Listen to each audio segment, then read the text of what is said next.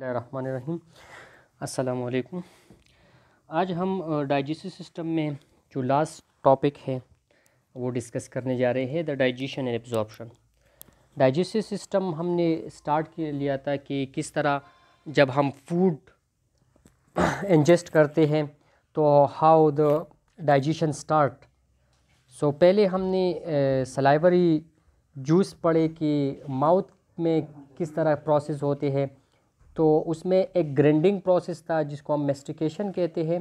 पहले मेस्टिकेशन हो जाती है तो जो हार्ड फूड मॉलिक्यूल है उसके छोटे छोटे मोनोमर्स बन जाती है and that mix with the saliva.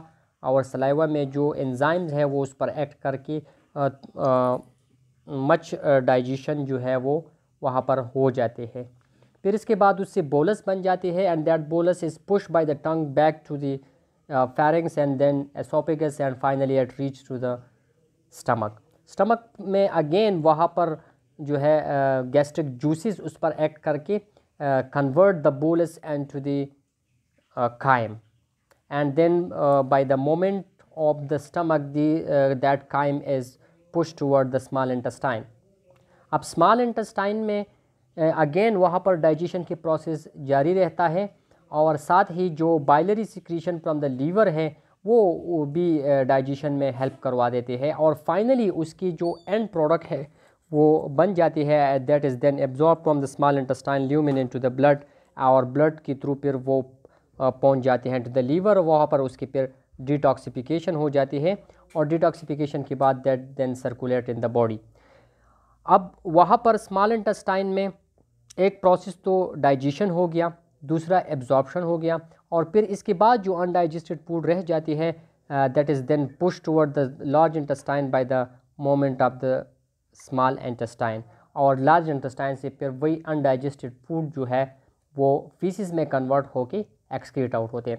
तो यहाँ पर हम इस वाली चैप्टर में बात करेंगे कि किस तरह वो जो डाइजेस्टेड फूड है वो फ्रॉम द इंटेस्टाइन एब्जॉर्ब होते हैं और किस फॉर्म में वो एब्जॉर्ब होंगे।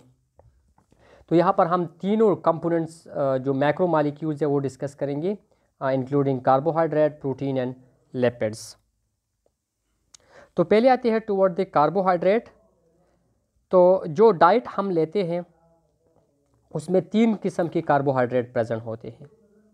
Either it will be polysaccharide, disaccharide और मोनोसैकेराइड। ये तीनों उनमें जो है वो प्रेजेंट होते हैं। जो पॉलीसैकेराइड है that is mainly glycogen, amylose, amylopectin, ठीक है, जो कि स्टार्च के फॉर्म में होते हैं।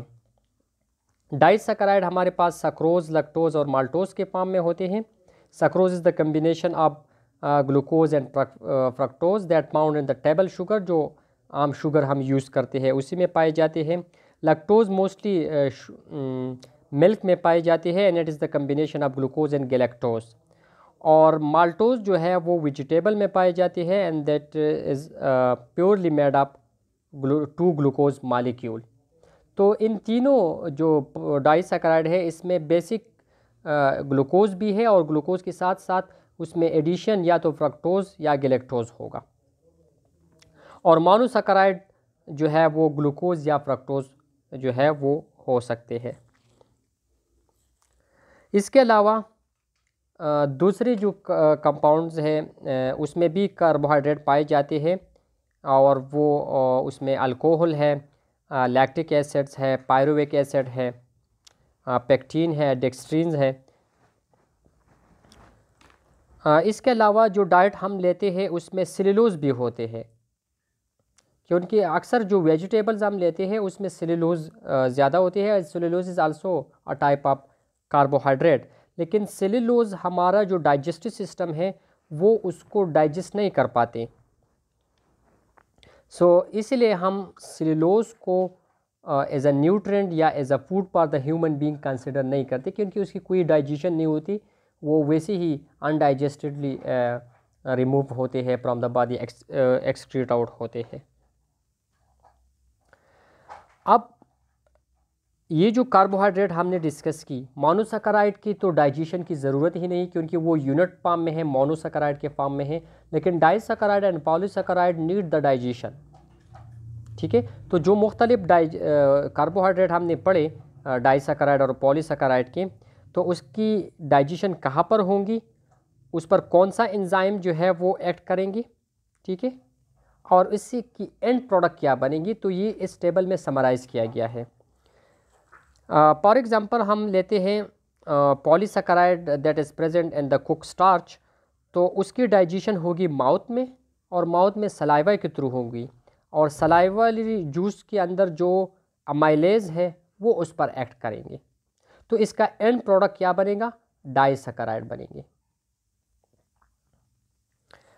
इसके बाद दूसरा जो है वीक अमाइलेज, तो that is digested in the stomach by the gastric juices through the gastric amylase, और इसका एक्शन जो है एंड प्रोडक्ट भी अक्सर ग्लूकोज या माल्टोज बनते हैं, लेकिन दिस इज़ वेरी रेयर क्योंकि ज़्यादातर प्रोटीन डाइजेशन होती है इन द स्टमक।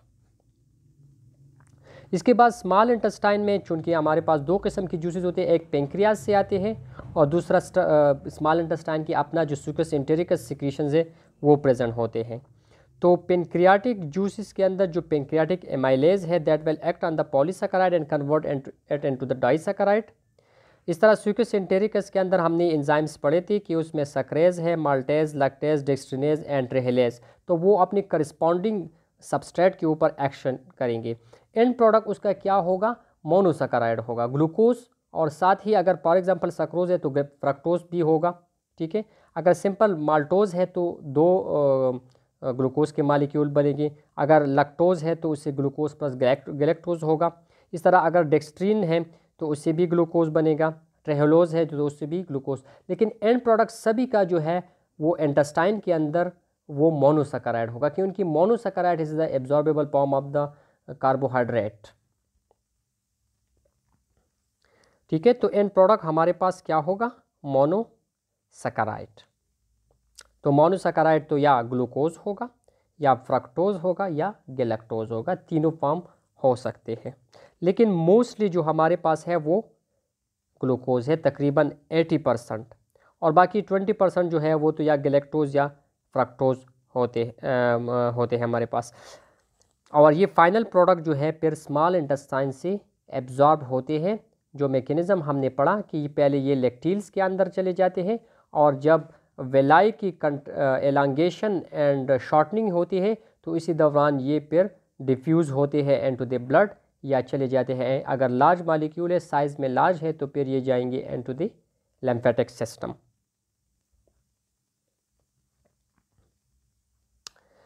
अब ये जो मोनोसैकेराइड बने हैं that transported from the lumen of the small intestine, ठीक है, एक्टिवली, यहाँ पर जो ट्रांसपोर्टर्स यूज़ होते हैं दैट नीड एनर्जी, तो इसके ट्रांसपोर्टेशन एक्टिवली होते हैं।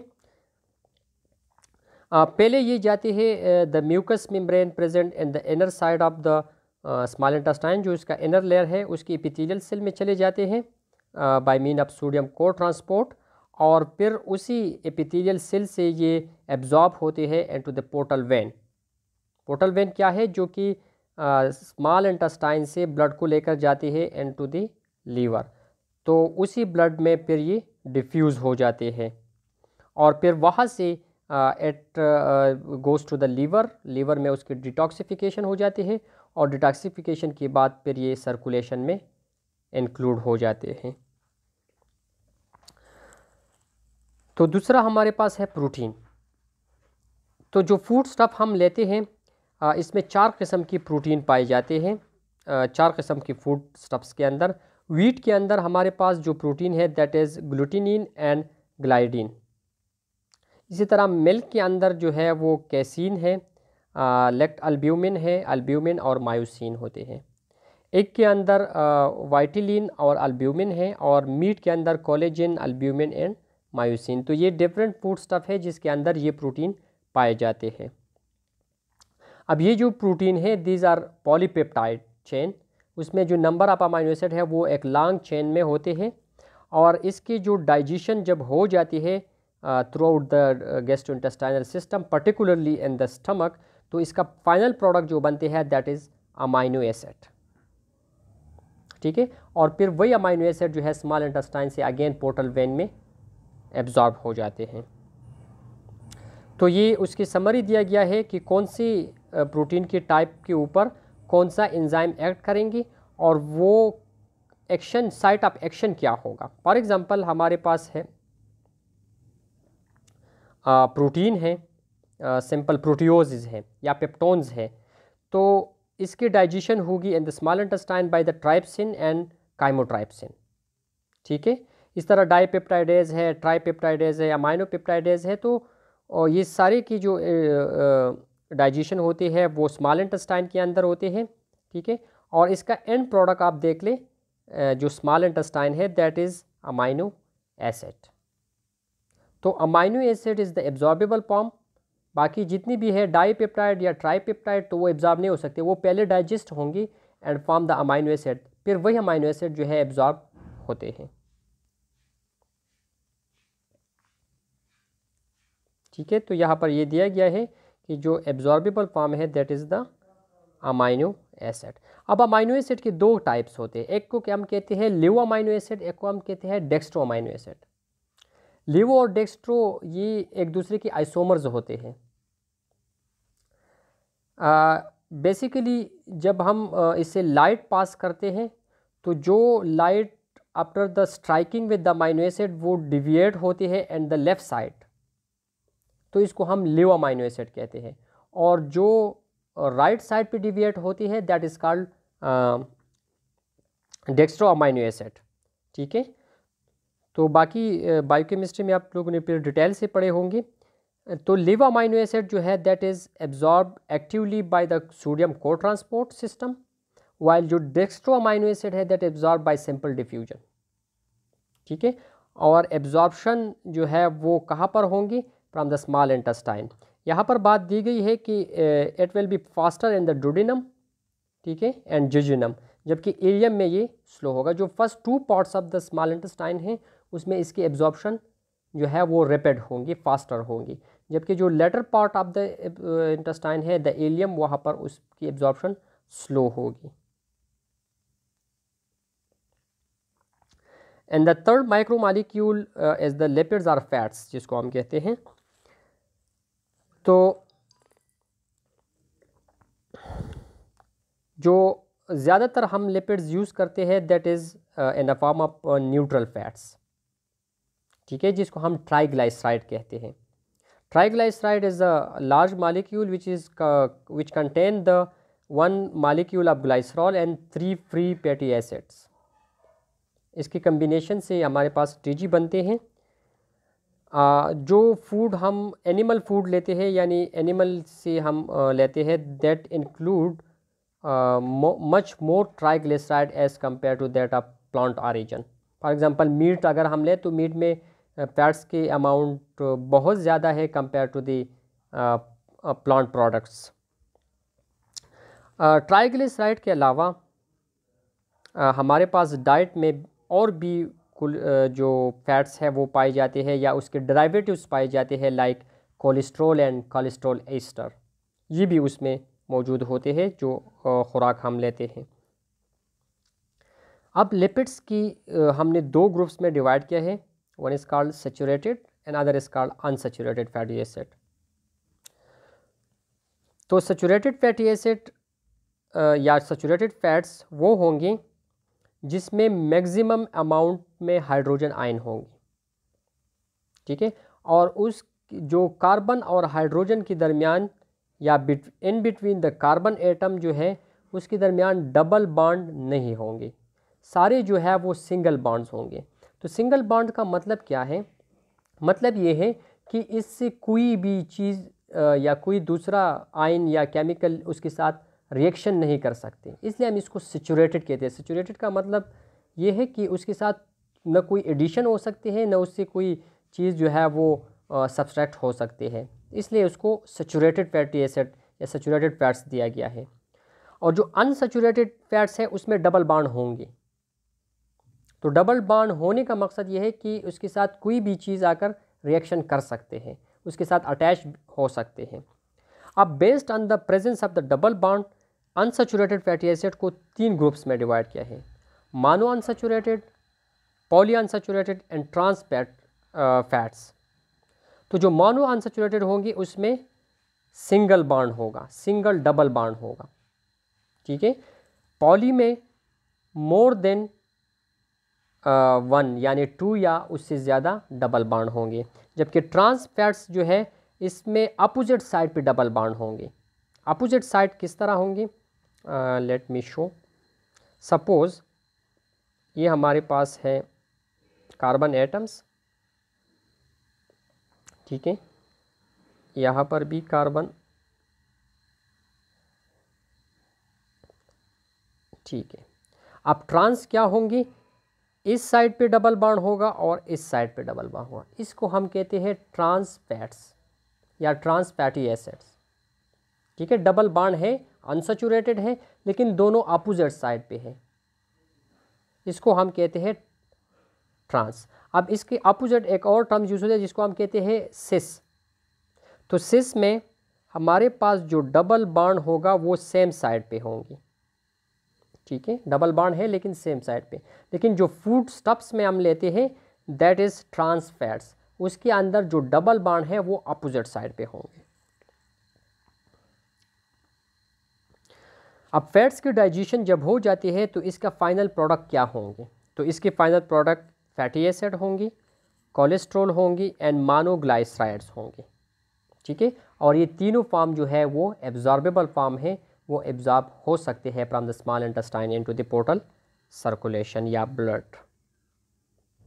अब ये वही समरी दिया गया है कि कौन से फैट्स के टाइप के ऊपर कौन सा एंजाइम एक्ट करेंगे और किस पर्टिकुलर रीजन में एक्ट करेंगे। लाइक ट्राइग्लिसराइड मोस्टली वही है, तो ट्राइग्लिसराइड की सलाइवा के थ्रू भी थोड़ा बहुत डाइजेशन होती है, through the lingual lipase, gastric lipase भी एक्शन करते हैं, पेनक्रियाटिक लाइपेज, ठीक है।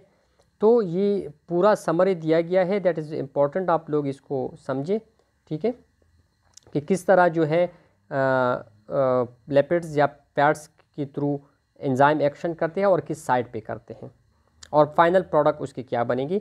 लेकिन अगर स्मॉल इंटेस्टाइन में फाइनल प्रोडक्ट वही 3 जो हमने पहले डिस्कस किए, फैटी एसिड, कोलेस्ट्रॉल, ठीक है, अगर इसके फॉर्म में है तो दैट एंड मोनोग्लाइसराइड, तो ये एब्जॉर्ब होंगे। अगर इसके फॉर्म में नहीं है तो पहले इसके डाइजेशन होगी और डाइजेशन के बाद फिर ये एब्जॉर्ब हो जाएंगे, ठीक है। तो यहाँ पर अगेन दिया गया है कि the monoglyceride, cholesterol and the fatty acid that is the absorbable form, ठीक है। और ये मिसील से जो है cell of the intestinal mucosa में जाएंगे और फिर वहाँ से जो है मोनोग्लाइसराइड जो है वो एब्जॉर्ब होंगी, और एब्जॉर्प्शन के बाद into the mucosal cell that convert into the triglyceride. अब triglyceride within the mucus cells ये कंबाइन हो जाते हैं विद द कोलेस्ट्रॉल, ठीक है, और इसके ऊपर एक लेयर ऑफ द प्रोटीन बन जाते हैं। ये देखिए, जब ये सपोज हमारे पास म्यूकोजल सेल है तो इसके अंदर जब टीजी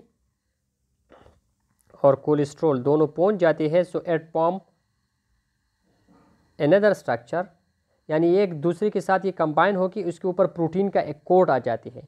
तो अब ये जो स्ट्रक्चर बना, ये वाला स्ट्रक्चर, इसमें 2 चीज़ें, इसके अंदर जो है लिपिड्स है और ऊपर से प्रोटीन कोट है, तो इस पूरी स्ट्रक्चर को हम कहते हैं काइलोमाइक्रोन।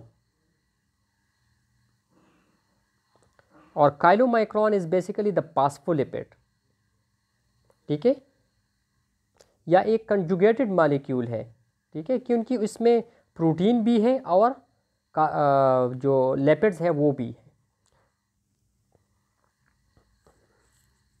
अब जो काइलोमाइक्रोन है, चूँकि इसका साइज़ बड़ा है, क्योंकि इसकी ये 3 चीज़ों की कम्बिनेशन है और ये ब्लड कैपिलरीज को क्रॉस नहीं कर सकते, ठीक है। सो पहले ये जाएंगे इनटू द लिम्फेटिक सिस्टम और लिम्फेटिक सिस्टम से फिर ये ब्लड में आएंगे। ये डायरेक्टली ब्लड में डिफ्यूज़ नहीं हो सकते क्योंकि इसका साइज़ जो है वो लार्ज है। अब वो फैटी एसिड जिसमें कार्बन एटम का तादाद 10 या 12 से ज़्यादा जो है वो कम है, यानी वो स्मॉल मालिक्यूल है, ठीक है, तो वो डायरेक्टली जो है ब्लड में एंटर हो सकते हैं, क्योंकि वो कैपिलरी की जो वॉल है उसको क्रॉस कर सकते हैं, साइज़ उसके कम है। अगर उससे 10 या 12 से ज़्यादा है तो that will not cross can not cross the wall of the capillaries, तो फिर वो लिम्फेटिक सिस्टम में जाएंगे। अब एब्जॉर्प्शन ज़्यादा से ज़्यादा होते हैं in the upper part of the small intestine, the duodenum, by the action of bile, ठीक है, and free fatty acid is then transported into the blood, and blood में फैटी एसिड कंबाइन होकर albumin के साथ जो है वो combine हो जाते हैं।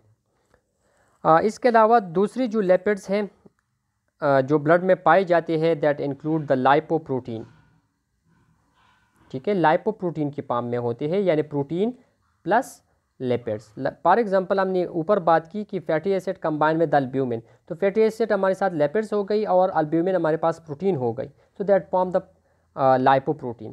तो इसके अलावा जो ब्लड के अंदर दूसरी लाइपोप्रोटीन पाई जाती है, that is the low density lipoprotein and high density lipoprotein, ये भी ब्लड के अंदर मौजूद होती है, that is also a form of lipids. तो हमारे पास जो सोर्स ऑफ एनर्जी है, जो इमीडिएट सोर्स ऑफ एनर्जी है, दैट इज़ द कार्बोहाइड्रेट। अगर बॉडी में कार्बोहाइड्रेट मौजूद है तो वो एनर्जी प्रोड्यूस करेंगे, किसी और को एनर्जी प्रोडक्शन नहीं होने देती। अगर वो नहीं है तो फिर लिपिड स्टार्ट हो जाती है, एंड फाइनली द प्रोटीन। तो अगर कार्बोहाइड्रेट हमारे पास मौजूद है और लिपिड्स भी मौजूद है, तो ये कार्बोहाइड्रेट तो एनर्जी के प्रोडक्शन में हेल्प करेंगी, तो इस फैट्स के साथ क्या करेंगे, इस लिपिड्स के साथ क्या होंगे, तो ये लिपिड जाकर स्टोर हो जाते हैं। कहाँ पर स्टोर होंगे, in the adipose tissue plus liver. तो इसलिए जो लोग ज़्यादा लिपिड्स कंटेनिंग डाइट लेते हैं तो उसका साइज़ जो वेट है वो ज़्यादा हो जाते हैं, ओबेसिटी की तरफ जाते हैं, क्योंकि जो लिपिड्स है वो उसमें स्टोर होते हैं एडिपोज टिश्यू, और उसका साइज़ जो है बढ़ जाते हैं। लीवर में भी स्टोर होते हैं, तो अक्सर जो कॉन्सिक्वेंसेस है अब द ओवर लिपिड्स डाइट की, तो वो फैटी लीवर होता है, क्योंकि फैट्स के डिपोजिशन जो है वो बहुत ज़्यादा हो जाते हैं इन द लीवर। तो ये था आज का लेक्चर। इसमें हमने तीनों components of the diet, carbohydrate, protein और लिपिड्स, उसकी डाइजेशन के ऊपर बात की कि किस तरह कौन से एंजाइम और किस साइट में उसके डाइजेशन होते हैं, और इसके एंड प्रोडक्ट क्या बनते हैं, और वो एंड प्रोडक्ट फिर एब्जॉर्ब किस तरह होते हैं। आइदर वो goes directly diffuse into the blood, और it goes to the lymphatic system and then to the blood, ठीक है। तो वो हमने उस डिटेल के साथ डिस्कस की। तो इसी के साथ ये चैप्टर कंप्लीट हुआ, ठीक है। और इसी वीक का जो असाइनमेंट है वो यहाँ पर दिया गया है कि differentiate the moments of the stomach from the movement of the intestine, ठीक है। यानी आप कंपैरिजन में लिखे कि किस मोमेंट जो स्टमक के अंदर होते हैं, स्मॉल इंटेस्टाइन के अंदर होते हैं और लार्ज इंटेस्टाइन के अंदर होते हैं, तो इसमें वो डिफरेंसेस क्या है, ठीक है। उसको लिख के पेज के ऊपर, और पेज के ऊपर अपना नाम और टेक्नोलॉजी भी ज़रूर मेंशन करें, और साथ ही जो कमेंट बॉक्स होते हैं पर्सनल कमेंट, तो उसमें भी अपना नाम और टेक्नोलॉजी जो है वो मेंशन करें, और ड्यू डेट से पहले जो है वो उसको सबमिट कर लें। यहाँ पर एक बात नोट करें कि वो पूरा ऐसे न लिखा करें कि किस तरह स्टमक के अंदर मोमेंट होते हैं, वो तो हमने ऑलरेडी डिस्कस की। मुझे वो डिफरेंसेस चाहिए कि stomach, small intestine, large intestine के मूवमेंट में क्या क्या डिफरेंसेस है। वो डिफरेंसेस जस्ट लिख के फ्यू वर्ड में, एक पेज में उसको लिख के कंपेरिजन में, तो दैट विल बी एनफ। तो इसके अलावा अगर किसी का कोई क्वेश्चन हो किसी भी टॉपिक में, तो आप लोग पूछ सकते हैं। Thank you very much.